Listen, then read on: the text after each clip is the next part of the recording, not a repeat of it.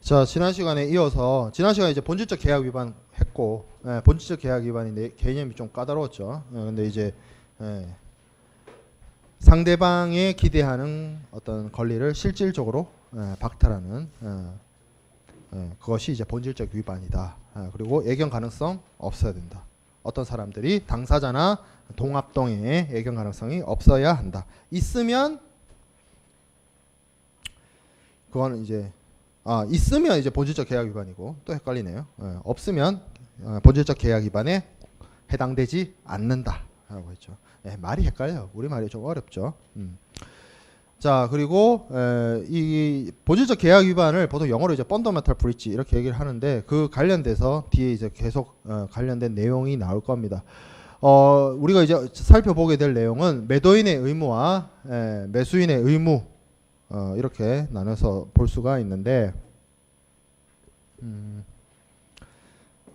매도인의 의무는 제30조에부터 이제 시작을 해서 쭉 나와져 있고요. 그리고 매도인의 의무가 규정이 끝나면 그 뒷부분에 이제 뭐가 있냐면 이 매도인의 의무가 위반되었을 때 매수인이 선택할 수 있는 방법, 매수인의 구제책이 규정되고 그게 또 끝나면 매수인의 의무가 규정되어 있습니다.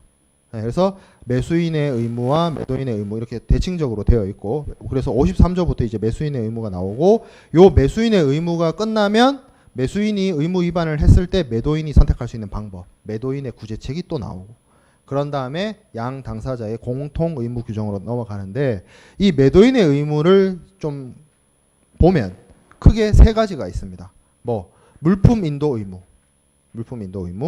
그리고 서류 교부 의무, 그리고 소유권 이전 의무 요 세 가지가 있고요. 매수인의 의무는 대표적으로 대금 지급하고 물품 수령이 있습니다. 그래서 매도인은 물품 넘겨주고 서류 넘겨주고 소유권 넘겨주고 매수인은 돈 주고 물건 받고 근데 요거와 관련돼서 부수되는 게 매도인이 물품을 넘겨줄 때 그냥 넘겨주면 되는 것이 아니라 제대로 된 물건을 넘겨줘야 되겠죠. 그래서 물품이 계약 내용과 적합해야 된다. 라는 규정이 나와 있고요.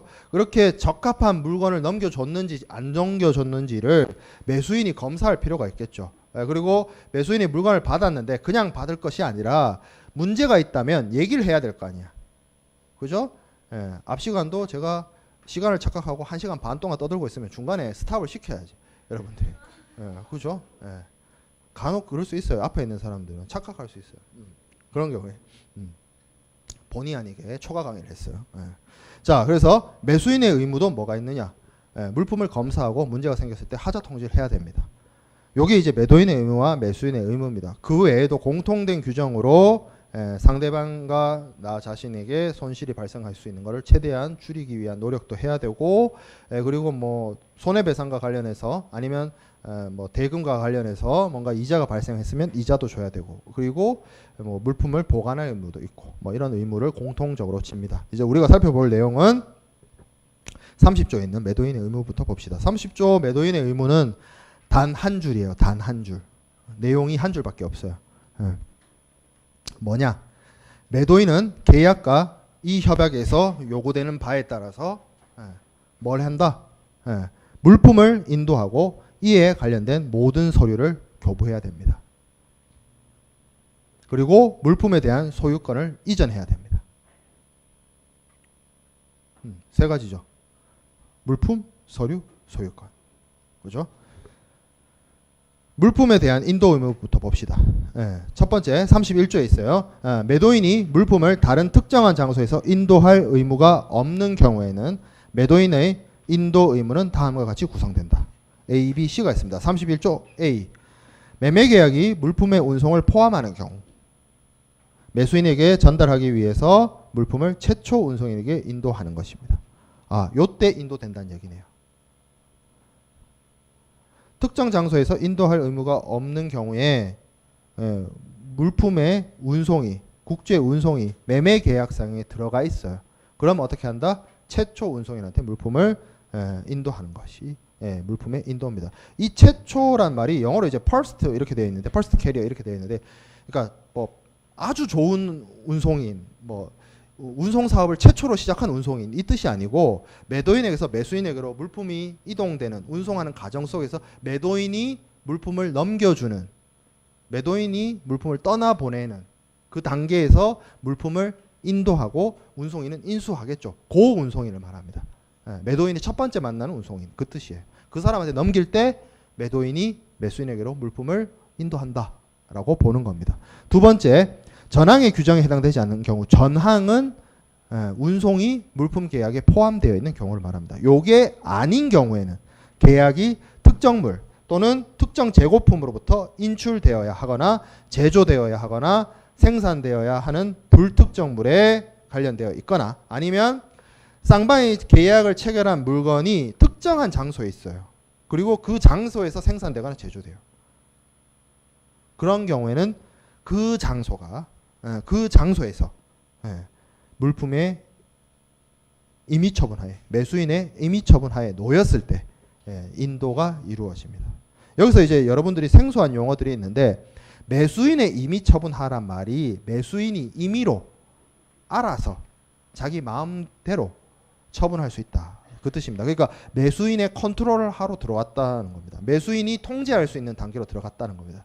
그러니까 매수인의 통제하로 들어갔다는 게 매도인이 매수인에게 물품을 인도했다는 뜻이죠. 그럼 그 장소에서 넘겨줘야 되는데 이 장소란 게 운송을 포함하지 않고 어디인가로 매도인이 매수인에게 물품을 보내는 그런 운송이 되어 있는 것이 아니라 특정한 장소에 있어요. 특정한 그리고 물품이에요. 이 특정품 혹은 불특정품이란 게 무슨 뜻이냐면 물품을 어떻게 보면 이렇게 볼 수 있어요. 고유명사, 일반 명사처럼 물품이 그거야. 어떤 그것이야. 너도 알고 나도 알고 세상 모든 사람이 아는 그것이야. 예를 들어서 뭐 레오나르도 다빈치가 만든 게 아니라 그렸죠. 하여튼 모나리자.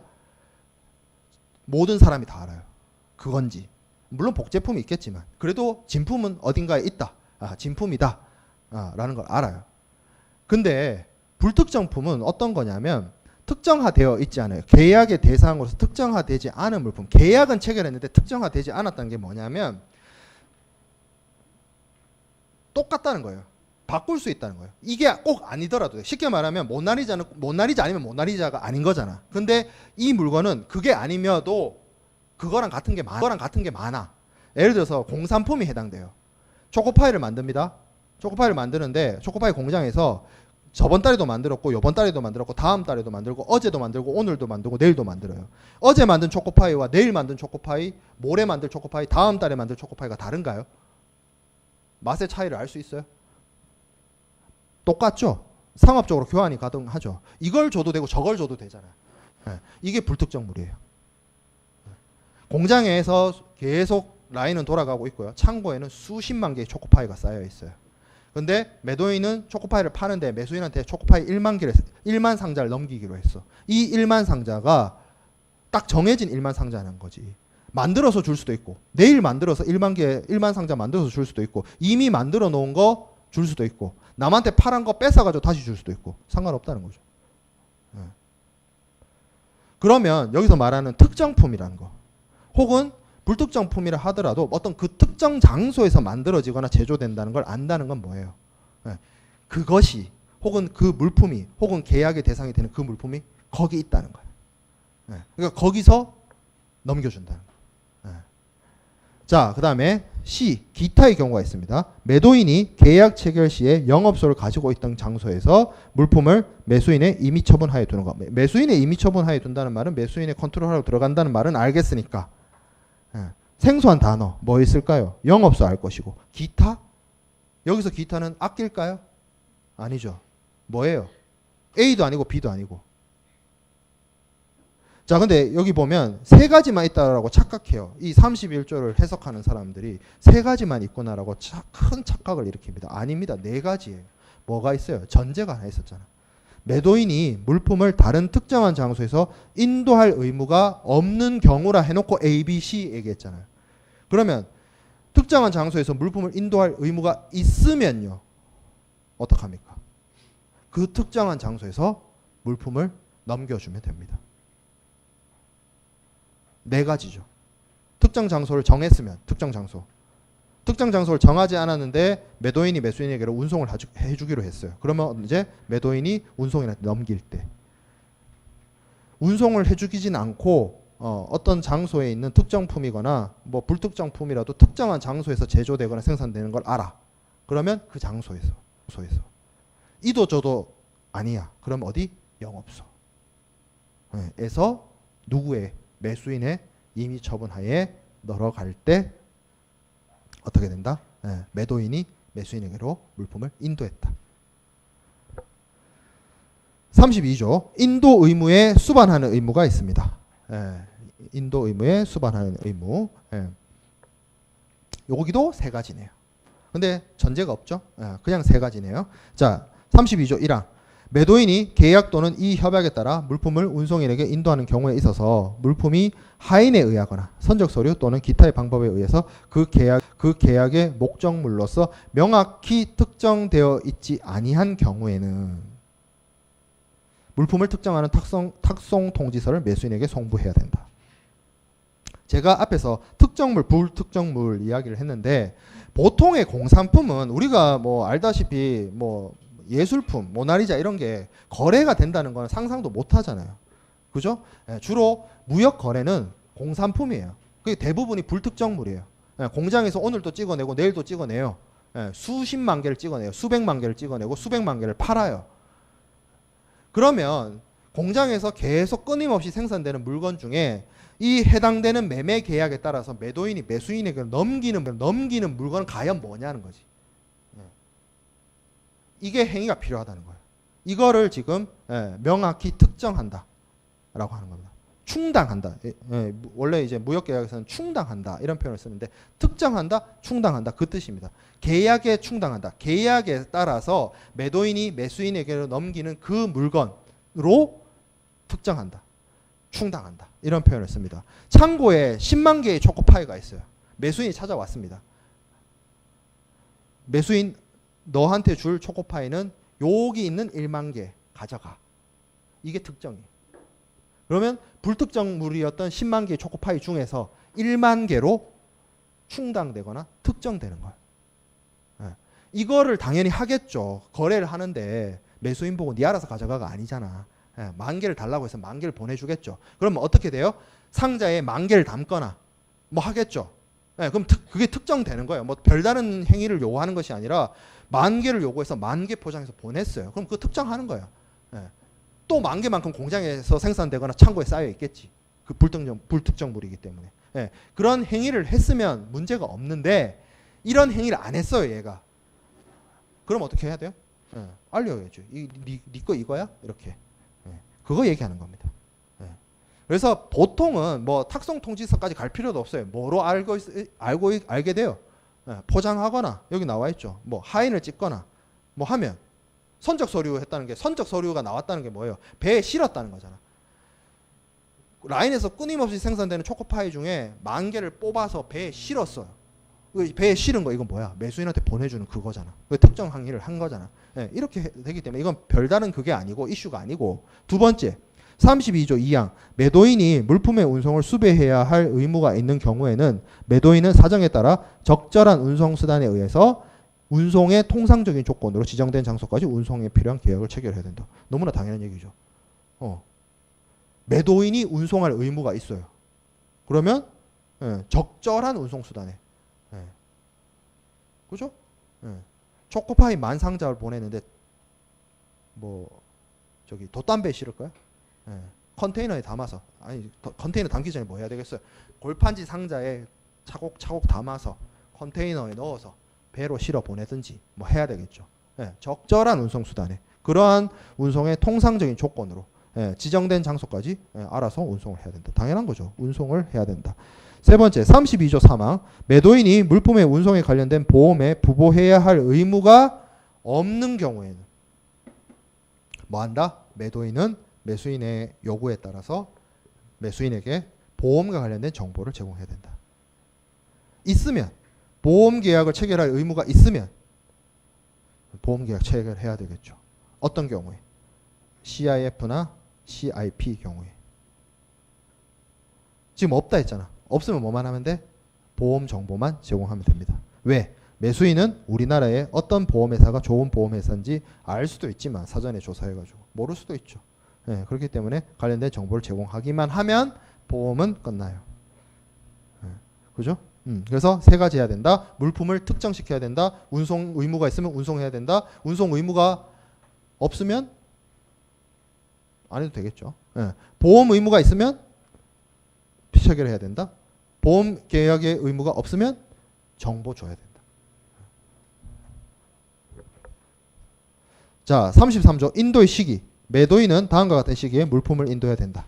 어느 기일이 계약에 의해서 지정되어 있거나 또는 결정되어 될 수 있는 경우에는 그 기일 4월 1일이 계약에 의해서 지정된 그 날짜예요. 그럼 언제? 4월 1일. 계약에서 4월 1일부터 4월 10일까지로 정했어요. 그러면 어떻게? 기간으로 정한 거죠. 그러면 어떻게 한다? 기간 안에 어떠한 날짜 4월 1일부터 4월 10일 중에 1일, 2일, 3일 다 되는 거죠. 그리고 기타의 경우에 기타의 모든 경우에는 A도 아니고 B도 아니고 그렇겠죠. 그럼 어떻게? 합리적인 기간 안에. 합리적인 기간 자주 쓰이죠. 합리적인 기간이 며칠인지도 얘기 안 해주면서 계속 쓰이고 있습니다. 언제부터? 예, 우리 뭐 그 있죠. 청약의 유효기간 없을 때 어떡합니까? 합리적인 기간 뭐 그때부터 시작해가지고 계속 나와요. 리저너블 타임 해가지고. 그렇죠. 그다음에 34조 서류 제공 의무가 있습니다. 매도인이 물품에 관련된 서류를 교부해야 할 의무가 있는 경우에는 없으면 안 줘도 되겠다는 안 줘도 된다는 얘기죠. 자, 있어요. 네, 보통 있습니다. 없는 경우 잘 없어요. 자, 매도인은 계약에서 요구되는 시기와 장소와 방법에 따라 서류를 교부해야 된다.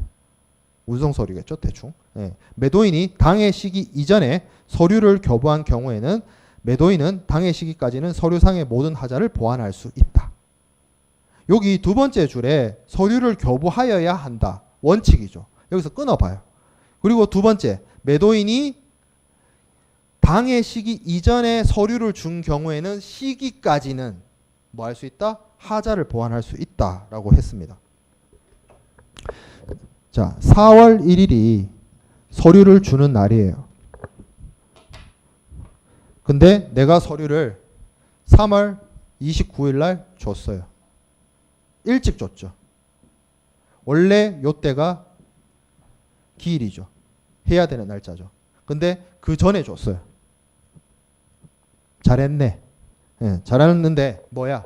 이 서류가 문제가 있어요. 내용을 틀렸다든지 뭐 할 수 있습니다. 그러면 이행기 전에 4월 1일이 도래하기 전에 서류를 미리 줬기 때문에 뭐 할 수 있냐면 요때까지 이거를 보완할 수 있습니다. 서류 보완 계획. 인류 보완 계획이 아니라 서류 보완 계획. 자, 근데 그냥 할 수 있느냐? 서류 보완 계획을 그냥 작동할 수 있느냐? 아니에요. 조건이 있어요. 매수인에게 어떠한 불편을 초래하거나 비용을 발생시키면 안 됩니다. 이 서류 보완 계획은 받아들여질 수가 없어요. 그래서 요 불편이나 비용을 초래하지 않는 한 바꿀 수 있습니다. 문제가 있으면 바꿀 수 있어요. 오케이, 이거 인정. 근데 이렇게 해서 보완을 했어요. 보완을 해서 문제없이 쓸 수 있는데 이 보완으로 초기 문제로 인해서 매수인이 어떤 손해가 발생했어요. 손해. 그러면 이 손해에 대해서 매수인이 손해배상을 청구할 수 있습니다.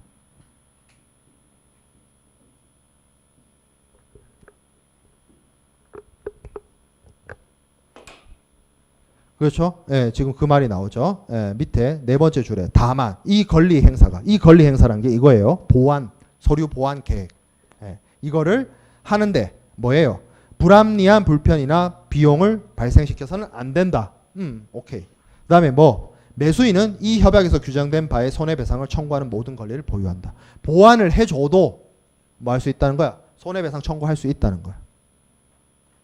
근데 여기서 보면 손해배상을 청구하는 모든 권리를 가진다라고 되어 있고 보유한다라고 되어 있고 저도 설명을 이렇게 했습니다. 손해배상을 청구할 수 있다.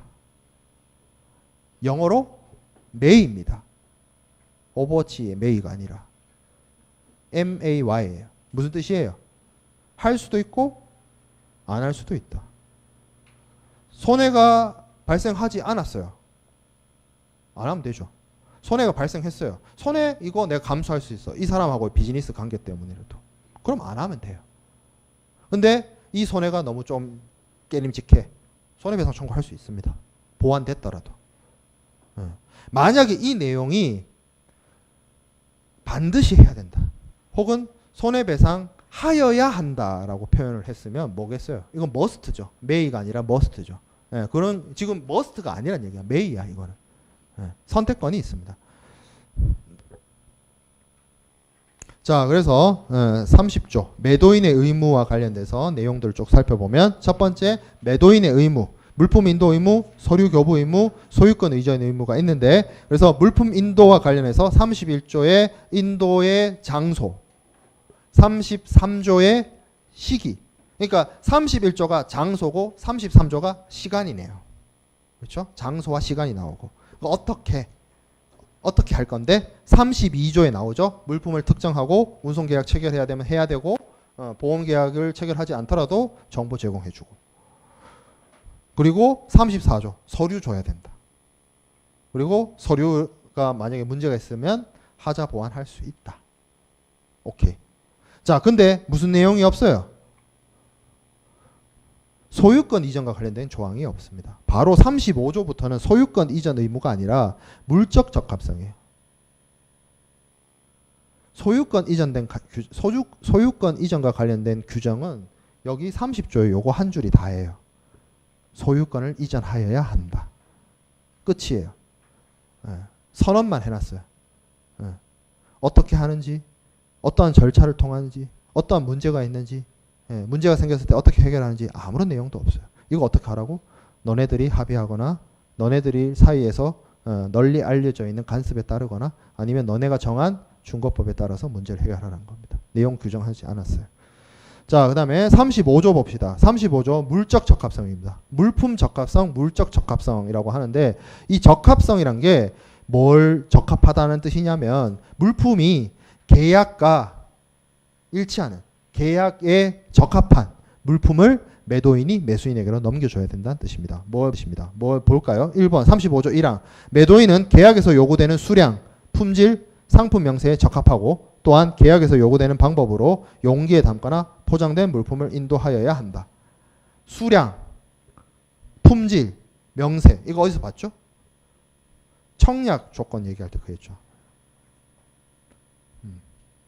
구속성, 확정성 뭐 이런 게 얘기할 때 명확성, 계약을 체결하고자 하는 내용이 명확해야 된다. 그래서 뭐 최소한 물품이 뭔지는 물품의 수량이 뭔지는 몇 개인지는 그리고 물품의 품질이 어떤 건지는 그 정도는 얘기해 줘야 된다라고 했을 때 제가 얘기했습니다. 또 들어와 있죠. 물론 거기다가 더해서 뭐 용기에 담았을 때 또는 포장됐을 때 적절하게 해야 된다라는 겁니다. 계약에서 요구되는 방법으로. 자, 35조 2항 당사자가 별도로 합의한 경우를 제외하고 물품은 다음과 같이 아니하는 한 계약에 적합하지 아니하는 것으로 한다. 아니하는 한 아니한 것으로 한다. 뭐야? 아니 그 뭐 누워 있는 것처럼 뭐예요? 이거 뭐예요? A, B, C, D 하면 물품이 부적합하다는 얘기입니다.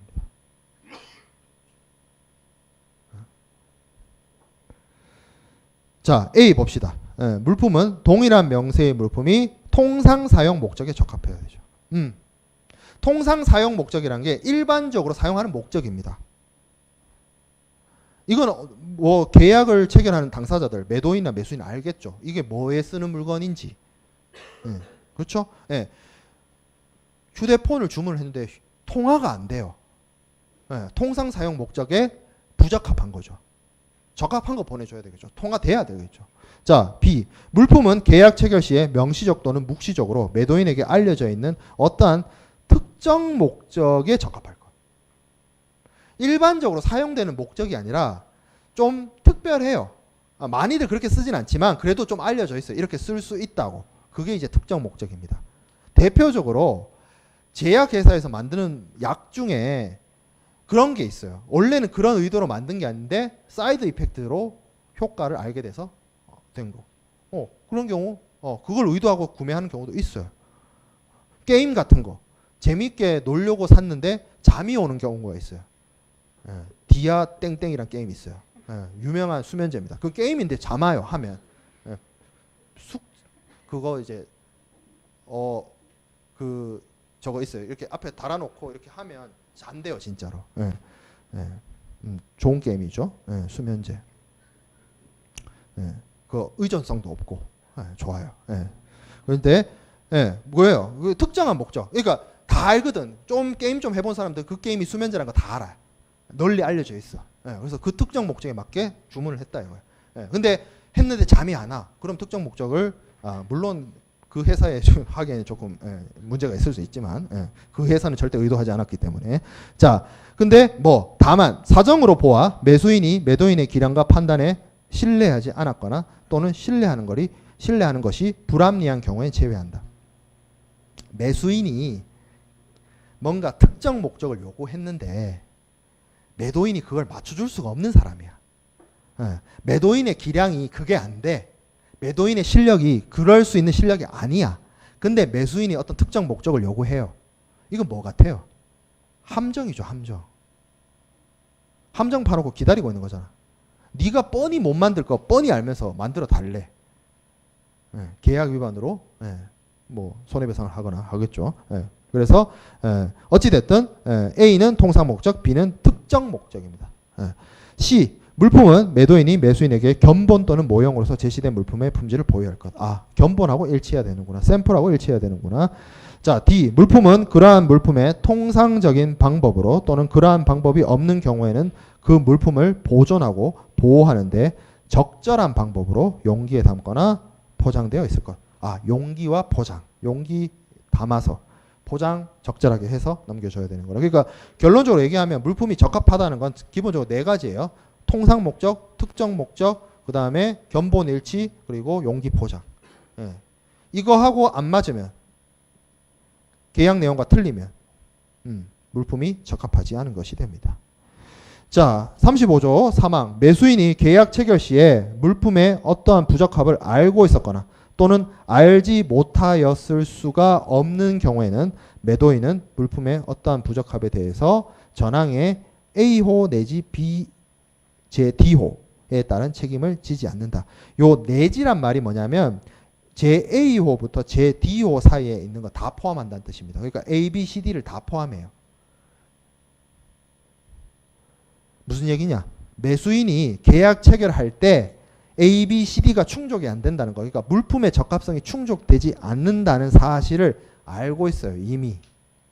알고 그렇게 표현하고 있잖아요. 알고 있었거나 알지 못하였을 수가 없는 경우. 절대 모를 수 없어요. 알아. 누가? 매수인은. 매수인은 쉽게 말해서 이거죠. 알면서 요구했죠. 이 경우에는 매도인이 책임지지 않습니다. 자, 그 다음에 적합성의 판단 시기. 36조 1항에 이런 말이 있습니다. 매도인은 위험이 매수인에게 이전하는 때에 존재한 어떠한 부적합에 대해서 계약 및 이 협약에 따른 책임을 진다. 그리고 이 부적합이 뒤에 드러난 경우에도 동일하다. 매도인은 매수인한테 물품을 이전하는 데까지 책임을 진대요. 넘어가면 책임 안 진다는 얘기예요.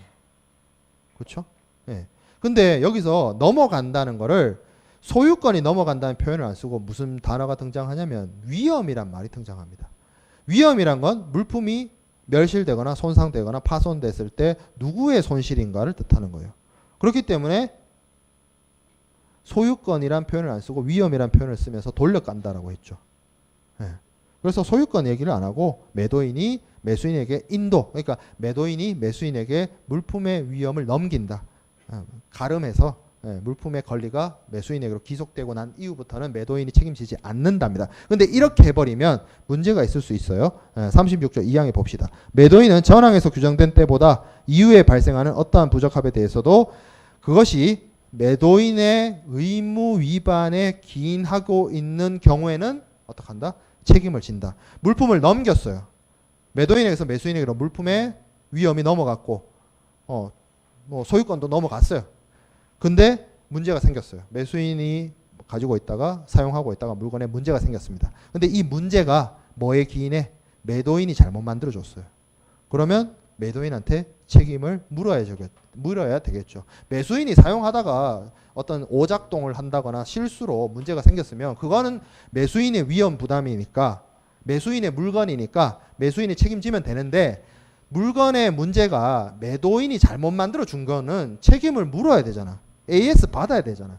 그러니까 그 경우에는 매도인의 책임으로 하고, 그리고 이러한 의무 위반은 일정한 기간 동안 물품이 통상 목적, 특정 목적에 적합할 것이라고 하는 어떤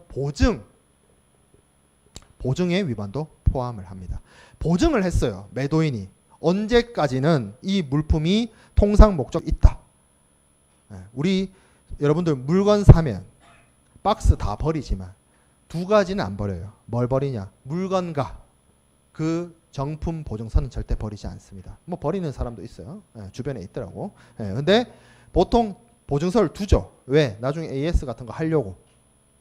그래서 나중에 쌓아두다 보면 이게 이 물건의 보증서인지 저게 저 물건의 보증서인지 문제가 생기는 경우도 있지만, 어쨌든 보증서 경우에 따라서는 1년, 어떤 경우에는 2년, 자동차 같은 경우에는 뭐 10년, 5년 뭐 이렇게 보증기간이 있습니다. 그 보증기간은 뭐예요? 결국에 물품을 만들어서 판 사람이 그 기간 동안 그 물건이 통상 목적, 사용, 특정 목적에 적합할 것이라는 걸 개런티한 거죠. 그러면 무슨 얘기예요? 그 기간 동안, 개런티한 기간 동안에는 적합해야 된다. 만약에 그 기간 동안 문제가 생기면 매도인의 책임이다 라는 뜻입니다. 자, 37조 인도기일 전 하자 보완권. 매도인이 인도기일 이전에 물품을 인도한 경우에는 매수인에게 불합리한 불편이나 비용을 발생시키지 아니하는 한 기일까지는 인도된 물품의 모든 부족분을 인도하거나 수량의 모든 결함을 보충하거나 인도된 모든 부적합한 물품에 가름하는 물품을 인도하거나 아니면 부족한 물품의 부적합을 보완할 수 있다. 뭐 네 가지 얘기하고 있는데 뭐예요? 물품이 4월 1일 날 넘어왔는데 물품이 수량이 부족하거나 아니면 적합하지 않거나 이런 경우예요. 4월 1일까지 갖다 주면 되는데, 근데 이 물건을 예를 들어서 3월 29일 날 갖다 줬어요. 3월 29일 날. 그러면 매도인은 뭘 할 수 있다는 거예요? 이 이행기 전에, 이행기일 앞에 문제를 보완할 수 있다는 거예요.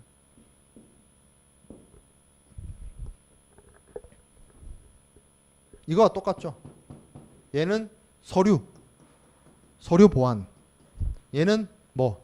물품 보완. 근데 똑같아요. 뭐가? 매수인에게 불편을 주거나 비용을 초래해서는 아니 됩니다. 그리고 보완을 했다 하더라도 뭐 할 수 있다? 매수인이 손해배상 청구할 수 있습니다.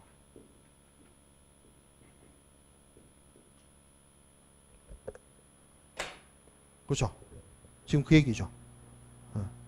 부적합 보완을 할 수 있고 매수인은 손해배상 청구 권리 가진다. 할 수 있고 안 할 수도 있고 어쨌든 권리는 있다는 거지.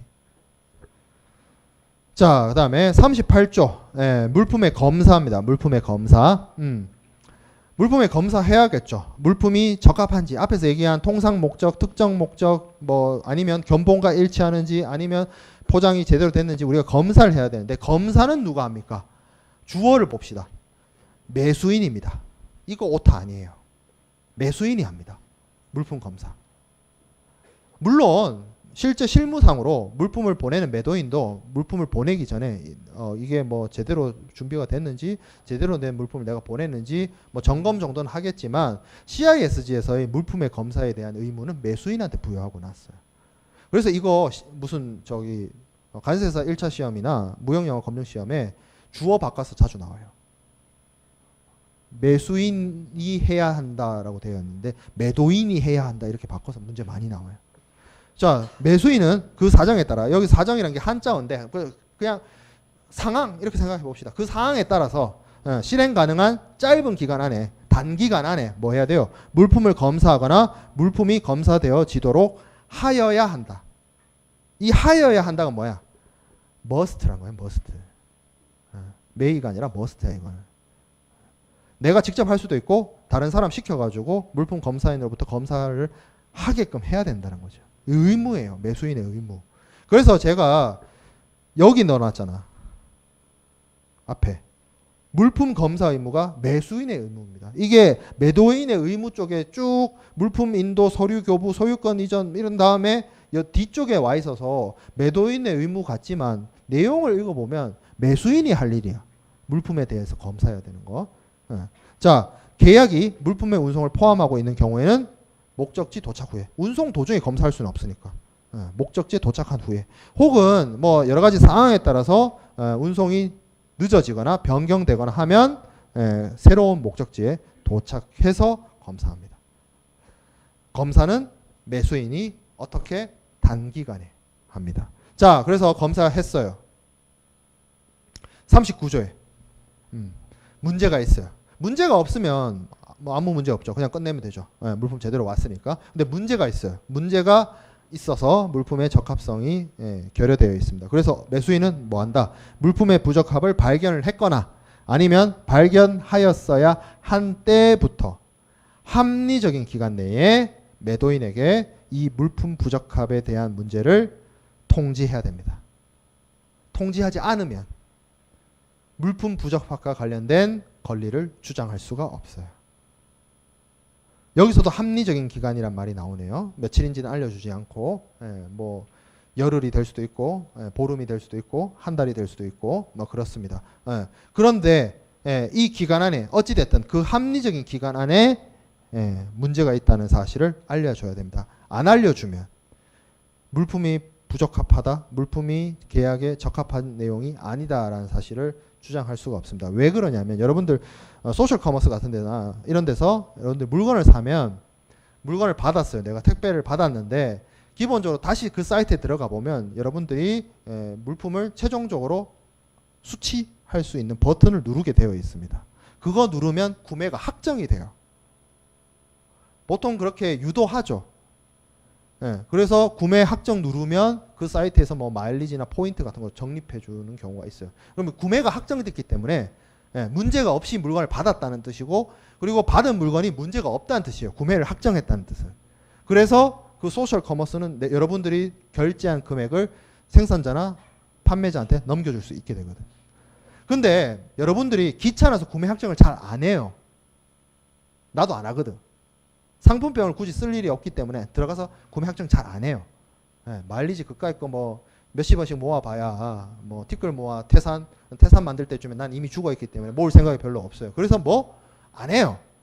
그러면 이게 시스템적으로 어느 특정한 기간 그거는 이제 그 각 사이트마다 약관에 따라서 좀 다른데 뭐 일주일이면 일주일, 보름이면 보름 지나면 뭐가 되어 있냐면 자동으로 확정되어 있어요.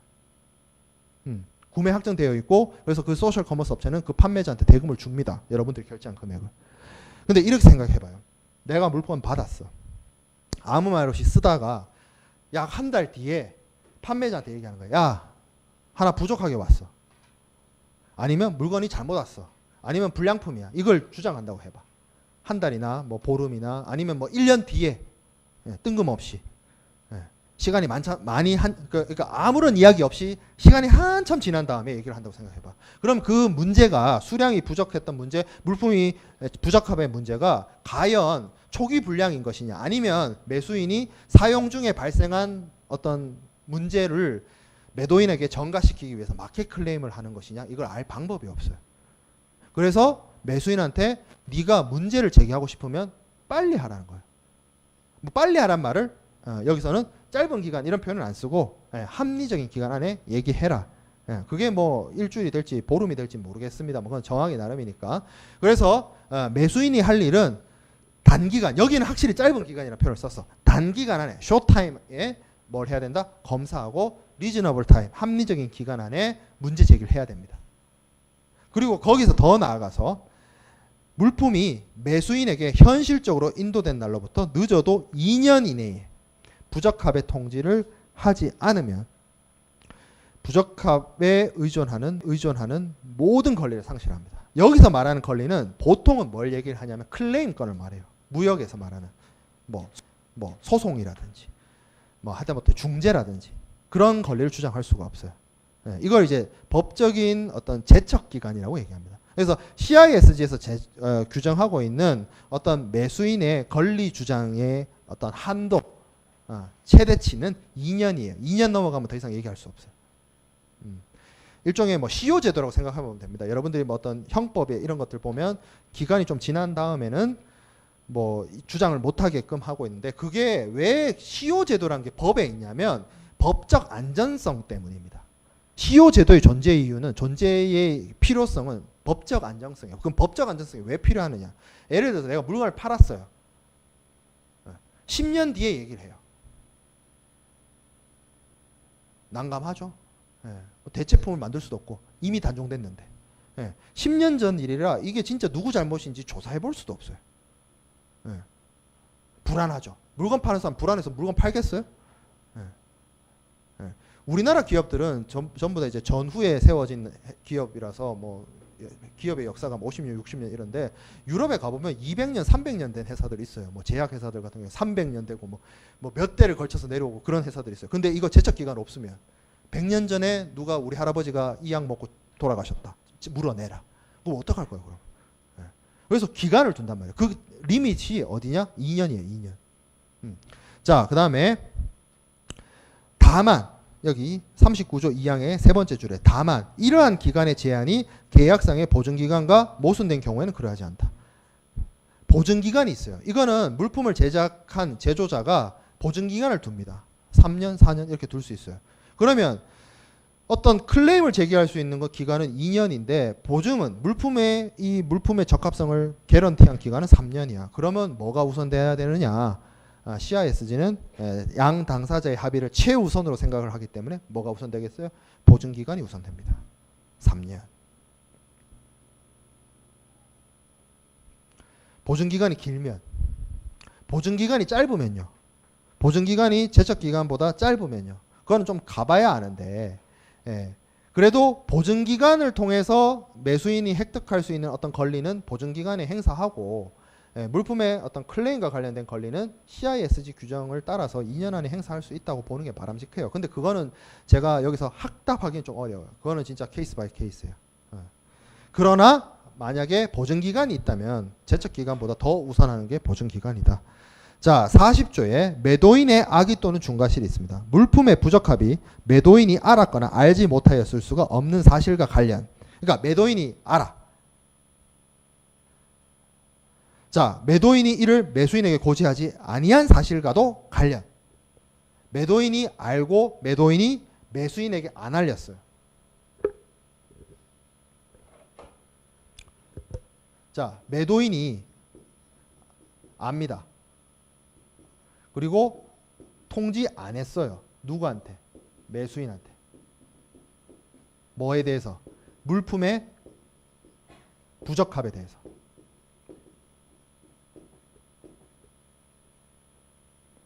그죠?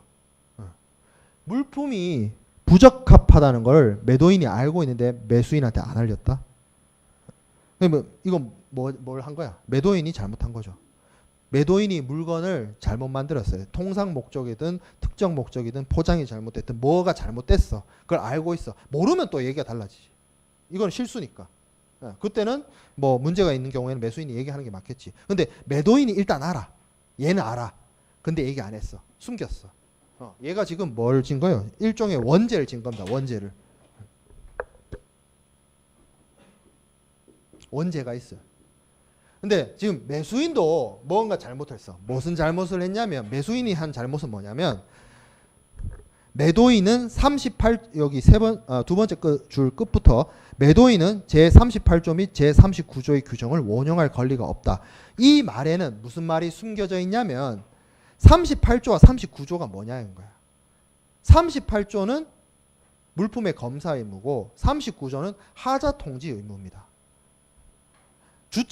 주어가 제가 매수인이라고 했어요. 그러니까 매수인이 검사를 해야 되고, 그리고 매수인이 문제가 있으면 통지를 해야 돼요. 근데 검사를 안 해요. 매수인이 물품이 부적합하다고 주장할 수 있어요? 검사 안 했는데? 자기의 의무를 안 했는데? 못하겠죠. 매수인이 통지를 안 했어요. 통지 안 하면 자신의 권리를 주장할 수 없다고 39조에 돼 있었잖아. 물품이 잘못됐으면 물품이 적합하지 않아요. 물품이 목적에 적합하지 않아. 그러면 얘기해야 되는데 얘기 안 했어. 한참 뒤에 얘기 못 한다 했죠? 네. 매수인이 검사 안 하고 통지 안 했다는 이유가 일종의 뭐예요? 물품의 부적합에 대해서 클레임을 제기하는 거잖아요. 그죠? 근데 요 행위들을 안 하면 물품 부적합을 뭐해?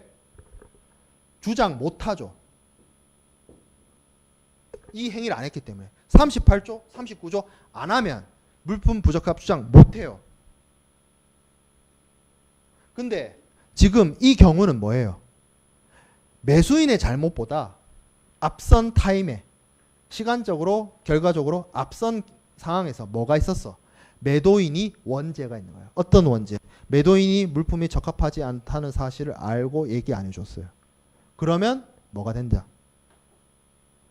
요거를 원용할 수 없다란 말이 쉽게 말하면 이걸 가지고 요거 안 했다는 사실 가지고 이거를 실드를 못 칩니다. 쉽게 얘기하면 원용할 수 없다는 말이. 이거 어려운 법률 용어인데 그거를 가져와서 자신의 주장을 필 수 없다는 거거든. 네가 검사 안 했고 통지 안 했다는 사실을 들고 와가지고 내 주장을 펼 수가 없다는 얘기입니다. 그럼 이게 뭐예요? 결론만 말하면 물품 부적합을 주장을 못하는 걸 못하게 됐다는 거예요. 못하게 된 걸 못하게 됐다니까 뭐야? 매수인의 물품 부적합에 대한 주장이 받아들여진다는 얘기죠.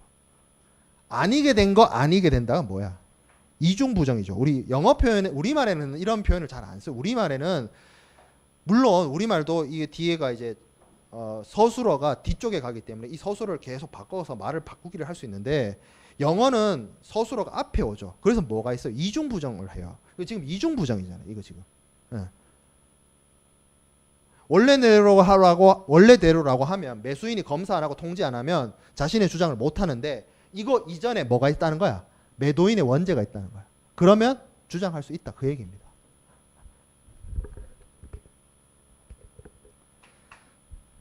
자, 그래서 부적합 통지 의무의 위반에 대한 내용을 좀 살펴보면 매수인은 39조에 규정된 바에 따라 물품의 부적합을 통지하지 아니한 경우 매수인은 물품의 부적합을 주장할 권리를 상실한다. 그래서 손해배상 청구도 할 수 없고 뭐 이행 청구도 특정 이행 청구도 할 수 없고 계약 해제도 할 수 없고. 근데 뭐예요? 밑에 동그라미 매수인이 물품의 부적합 통지 의무를 위반한 경우에도 매수인은 물품의 부적합을 주장할 권리를 상실하지 않는다. 어쩔 때? 매도인에게 원죄가 있을 때. 매도인이 부적합을 알았거나 통지하지 않은 경우. 지금 이 내용입니다. 이 내용. 자, 여기 보면 밑에 동그라미에 2번은 대금 감액 청구권인데 좀 미리 앞서서 얘기하면 이렇게 해서 물품 부적합의 주장이 받아들여졌어요. 이 사람이 실드를 못 치니까 뚫리겠죠? 물품 부적합의 주장이 들어졌어요. 그러면 이때 매수인이 모든 권리를 다 주장할 수 있느냐? 그건 또 아니에요. 왜냐하면 얘도 잘못이 있었어. 검사 안 하고 통지 안 했거든. 그래서 계약 해제까지는 못 갑니다. 뭐만 할 수 있느냐?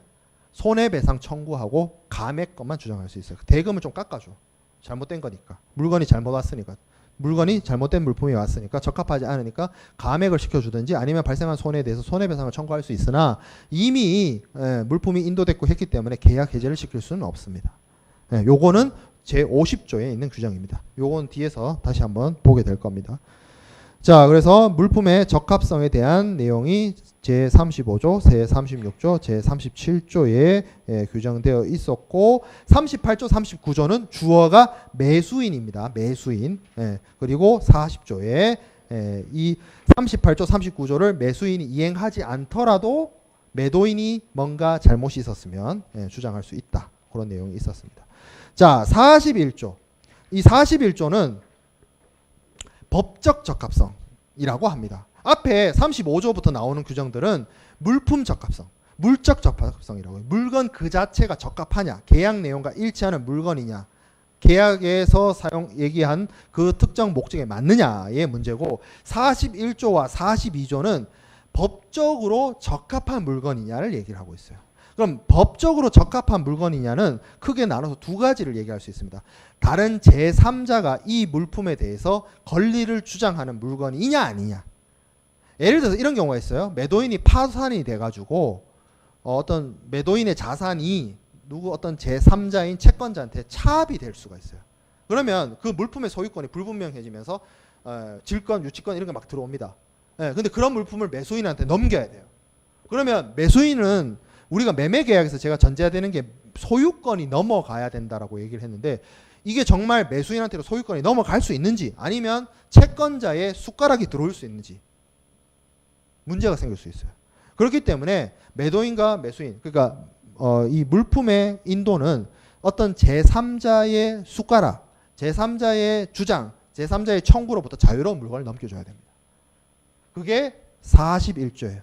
41조. 제3자의 권리 또는 청구권으로부터 자유로운 물품을 넘겨줘야 된다.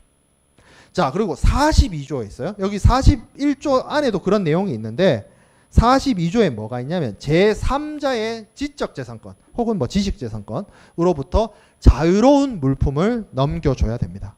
그래서 규정이 어떻게 되어 있냐, 매도인은 계약 체결 시에 매도인이 알았거나 알지 못하였을 수가 없는 산업재산권, 뭐가 있을까요? 뭐 설계라든지 뭐 그런 것들, 아니면 지적재산권, 특허, 상표, 저작권, 뭐 그런 것들, 그런 것들이죠.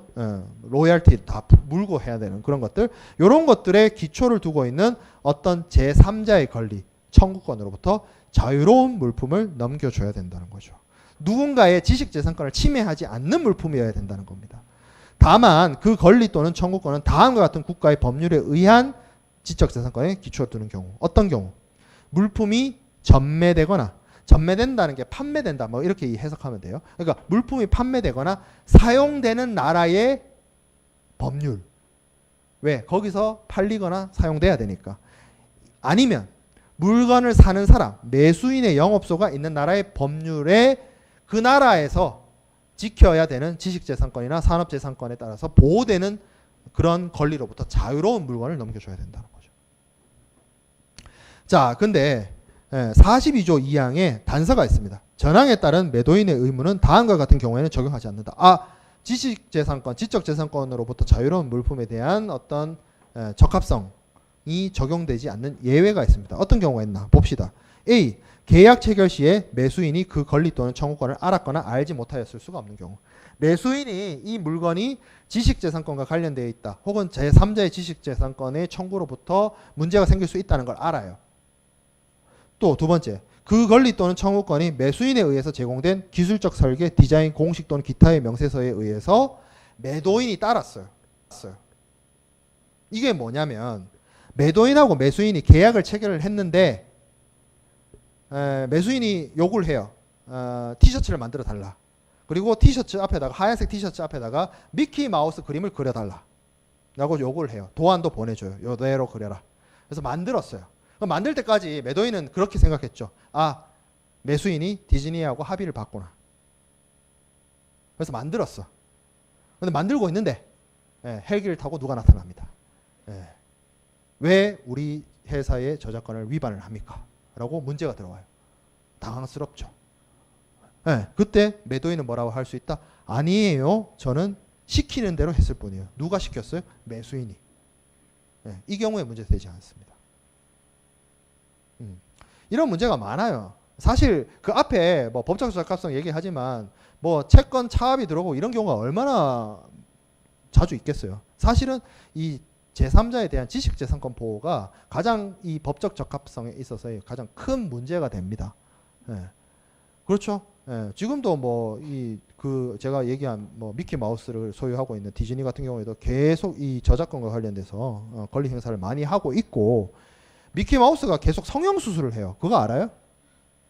처음에 미키마우스가 처음에 그려졌을 때하고 지금 미키마우스는 달라요. 다른 이유가 뭔데? 바꾸는 거죠. 디자인을 조금씩 바꾸면서 새롭게 등록을 하는 거죠. 죽고 뭐 이게 만들어진 지 어느 정도 시간이 지나면 이게 풀립니다. 뭐 어린 왕자나 셜록 홈즈 같은 거 이게 좀 작가가 돌아가신 지 한참 지난 책들은 저작권 상관없이 여러 출판사에서 출판할 수 있어요. 사후 저작권 인정 기간이 있기 때문에. 근데 아마 이 디즈니라는 회사는 회사 자체가 없어지지 않는 한 이 지적재산권을 꽉 잡고 있을 거기 때문에. 어쨌든 하고 싶은 얘기는 뭐예요? 매수인이 요구한 경우는 상관없다라는 겁니다. 자, 제43조 제3자의 권리 청구권에 대한 통지. 매수인이 제3자의 권리 또는 청구권에 대해서 알았거나 알았어야 하는 때로부터 합리적인 기간 내에 매도인에게 그 권리 또는 청구권의 성질을 기재한 통지를 하지 아니한 경우에는 매수인은 41조 또는 42조의 규정을 원용할 권리를 상실한다. 자, 우리가 앞에서 얘기했던 매수인이 요구했던 경우는 이제 머릿속에 지우고 그건 특별한 케이스였으니까 매도인이 물건을 만들어서 매수인한테 보냈는데 얘가 제3자의 어떤 권리 혹은 지식재산권을 침해하는 물건이에요. 그럼 어떻게 해야 돼요? 받고 가만히 있어야 돼? 아니죠.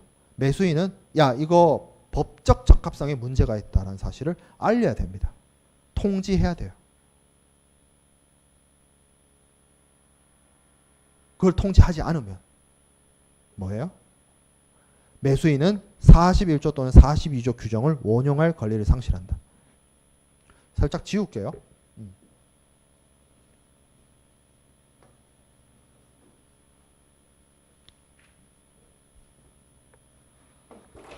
자, 매도인이 물품을 넘기는데 이 물건이 법적 적합성, 예를 들어서 제3자 권리나 지식재산권에 문제가 있어요. 그래서 매수인이 받았어요. 이거 통지해야 돼요. 통지하라 그러죠. 지금 통지하라 그러잖아요. 통지해야 된다. 그런데 통지하지 않으면 41조와 42조의 규정을 원용할 수 없다. 원용할 수 없다는 게 그걸 가지고 와서 41조, 42조 규정을 가져와서 주장을 할 수 없다는 뜻이거든. 실드 못 친다는 얘기거든. 근데 41조, 42조 규정이 뭐예요? 매도인이 법적으로 자유로운 물건. 매도인이 42조는 매도인이 지식재산권으로부터 자유로운 물건을 넘겨야 하는 의무를 41조, 42조에 부과하고 있어요. 이게 법적 적합성이라 했죠.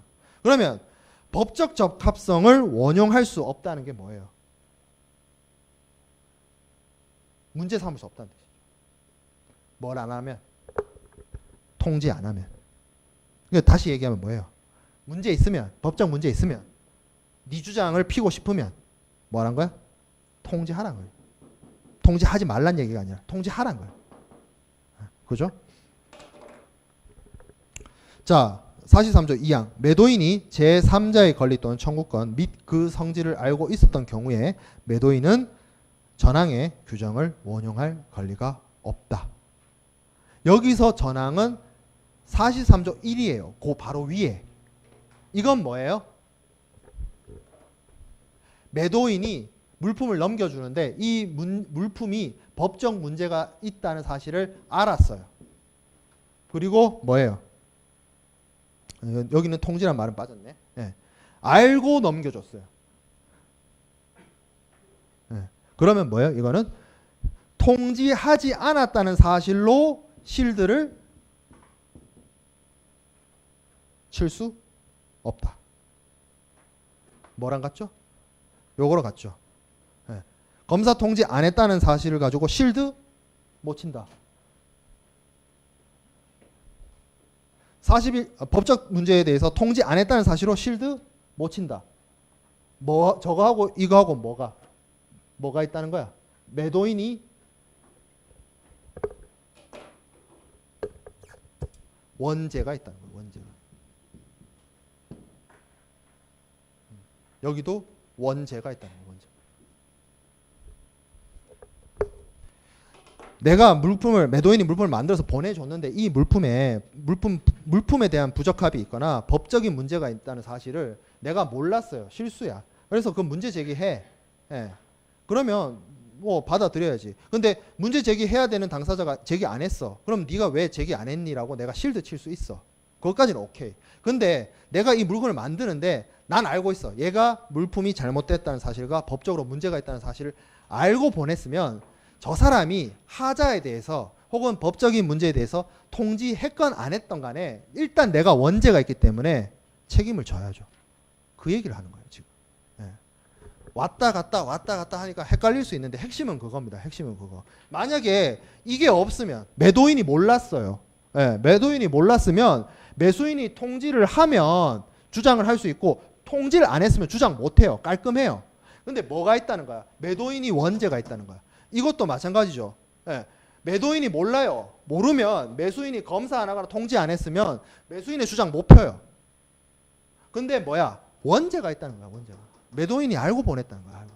예, 알고 보냈다는 말을 좀 여러분들한테 와닿게 얘기하면 고의로 보냈다는 거예요. 예, 알면서 했다는 거야. 알면서 한 잘못을 뭐라 그래? 고의로 잘못했다는 거잖아. 예, 매도인이 고의로 잘못한 경우에는 매수인이 하자 통지해야 된다. 어떤 뭐 문제에 대한 통지를 해야 된다. 이런 의무 상관없이 책임을 져야지. 예. 근데 그렇게 단편적으로 매도인 잘못으로 몰아가기에는 매수인 쪽도 잘못이 있죠. 뭐 하자 통지 안 한 거. 그래서 이 경우에는 바로 계약 해제를 못하고 뭐 한다? 여기 44조에 있는 것처럼 50조에 따라 대금을 감액하거나 이익의 손실을 제외한 손해배상을 청구할 수 있다. 계약 해제까지는 못 가요. 근데 감액하거나 손해배상 청구는 할 수가 있습니다. 자, 그래서 41조, 42조, 43조, 44조가 있는데 이 부분이 이제 법적 적합성에 대한 문제입니다. 이 물적 적합성과 법적 적합성, 여러분들이 앞에서 봤던 매도인의 어떤 의무에 대한 어떤 서류 교부나 물품 인도나 소유권 이전 규정은 되게 깔끔한데 이 법적 적합성과 물적 적합성의 규정은 뒤에 하자 통지에 대한 의무, 책임 이런 부분이 이렇게 얽혀져 있기 때문에 조금 이해하기가 어려워요. 그래서 실제로 2000년대 중반에 간세사 2차 시험 무역 실무에 이 물적 적합성과 법적 적합성이 50점짜리 문제로 나왔었어요. 예, 그 정도로 중요한 이슈가 있습니다. 그래서 좀 내용을 다시 한번 읽어보고 체크를 해보길 바랍니다. 그리고 뒤에 나오는 내용은 이제 매도인과 매수인의 구제. 그래서 요 45조부터는 이 앞에서 얘기했던 매도인의 의무를 이행하지 않았을 때 매수인이 어떻게 할 것이냐에 대한 구제책들이 쭉 나옵니다. 제가 시간을 착각해가지고 진도 확 뺐는데 알면서 하면 내가 만약에 내가 앞 시간에 실수했다는 걸 알고 있어. 근데 30분 더 해. 그럼 뭐야? 고의가 되는 거야. 근데 지난 시간은 뭐였어? 내가 착각했잖아. 앞에서 아무도 얘기 안 해주고 시간을 착각했잖아. 그럼 뭐야? 이거 없는 거죠. 그렇게 이해하기 바랍니다. 수고했고 수요일 날